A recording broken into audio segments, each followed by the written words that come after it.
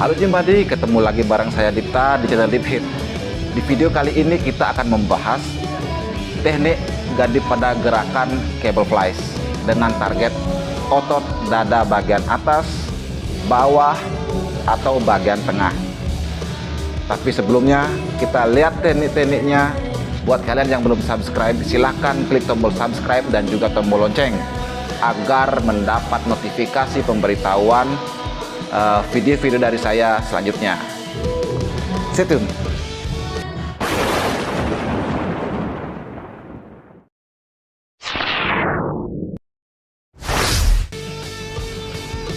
Seperti biasa, video kali ini saya perlambat untuk menunjukkan poin-poin penting kepada kalian sehingga tidak ada yang terlewati. Dalam gerakan ini saya lebih senang menggunakan bench dengan posisi 90 derajat atau tegak untuk mendapatkan kontraksi yang maksimal pada otot dada dan meminimalisir momentum yang dimanfaatkan oleh tubuh pada saat biasanya dilakukan dengan cara berdiri. Jimbadi bisa lihat saya tempatkan bench di tengah-tengah dengan posisi tegak, kemudian saya atur ketinggian katrol kabelnya setinggi bahu saya pada saat duduk. Kemudian pemilihan beban jangan terlalu berat. Ini adalah gerakan isolation yang mengisolasi otot dada. Tidak ada kontribusi otot lain atau kita meminimalisir kontribusi otot lain dalam gerakan ini, sehingga kita harus hadir dalam hal itu dengan memberikan beban yang relatif lebih ringan daripada gerakan compound. Kemudian teknik pernafasan. Seperti biasa, pernafasan kita mulai dari awal gerakan, yaitu pada saat tangan terlentang. Di sini kalian mengambil nafas, kemudian tahan pada saat gerakan, kemudian hembuskan di ujung gerakan pada saat tangan kalian menyatu. Yang tidak kalah penting yaitu kontrol gerakan negatifnya, atau pada saat kalian kembali ke titik awal. Ini sangat penting untuk memaksimalkan time under tension. Yang tidak kalah penting pada saat ujung gerakan kalian harus menahan kontraksi otot dada sekitar 1-2 detik. Jadi ini karena diperlambat sehingga terlihat agak lama. Kebiasaan saya dalam menggerakkan isolation, biasanya saya menentukan high reps, yaitu 12 kali sampai 15 kali atau bisa lebih dalam satu set, dan relatif menggunakan beban yang agak ringan. Tujuannya tidak lain adalah untuk merasakan kontraksi otot kita yang kita targetkan, bukan otot-otot lain, sehingga dengan beban yang relatif lebih ringan biasanya otot yang kita targetkan biasanya lebih terasa kontraksinya.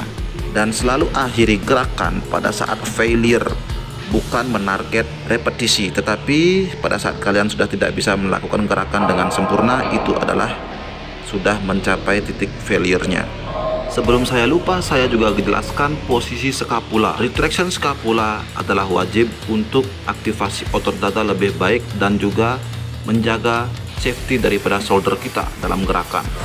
Sehingga kalau kita lihat gerakan kita dari samping, shoulder belakang kita akan menempel di sandaran bench, sehingga dalam gerakan pada saat shoulder kita menempel di bench tidak ada kontribusi daripada otot deltoid bagian depan atau otot bahu.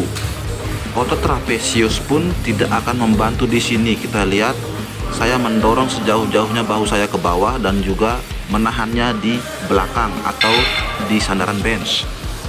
Teknik ini akan sulit dilakukan pada saat kita melakukannya dengan posisi berdiri. Pada saat posisi berdiri kita akan sulit untuk membuat cue point, sehingga biasanya lebih banyak bantuan daripada momentum dan juga bantuan daripada bahu depan kita dalam gerakan. Next, kita akan bahas mind and muscle connection dan juga pencegahan cedera yang mungkin akan diderita dari gerakan ini. Untuk mencegah cedera bahu, jangan pernah membuka posisi lengan di belakang bahu kita. Dan di awal gerakan selalu membengkokkan siku. agak bengkok, tidak terlalu bengkok tapi ini agak bengkok posisinya seperti itu ya.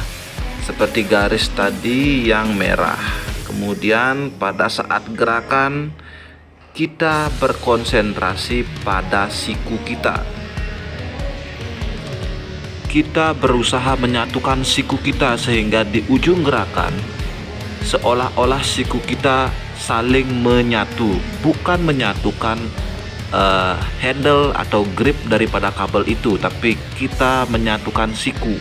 Walaupun saya tahu ini akan tidak bisa dilakukan karena scapulary traction akan mencegah tangan kita terlalu lurus, tetapi itulah yang kita pikirkan selama gerakan. Dan kemudian saya ulangi lagi, kita squeeze dada kita di ujung gerakan selama 1 detik, kemudian kontrol gerakan negatifnya atau eksentriknya kita kontrol untuk hand under tension lebih baik. Itu adalah gerakan untuk aktivasi otot dada bagian tengah. Kemudian saya akan beralih dengan memindahkan katrol ke bagian bawah, sehingga sebentar saya akan menunjukkan bagaimana caranya untuk aktivasi otot dada bagian atas. Jadi poin-poinnya sama seperti tadi, otot dada bagian tengah, tetapi ini gerakan daripada tangannya dari bawah ke atas. Poin-poinnya hampir sama, hanya saja gerakan tangan daripada atau ayunan lengan ya, ayunan lengan pada saat gerakan itu dari bawah ke atas, sehingga di sini akan memicu kontraksi otot dada bagian atas lebih baik.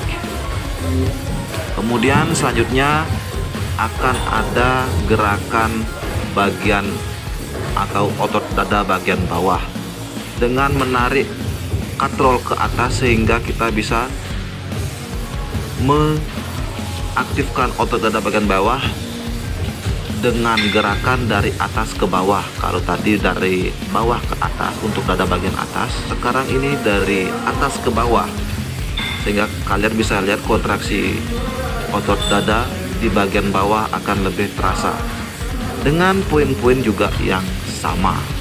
Kemudian ingat, jangan pernah menertawakan kalau orang latihan mukanya jelek. Ya seperti saya ini, muka saya selalu jelek pada saat latihan, apalagi di akhir-akhir gerakan.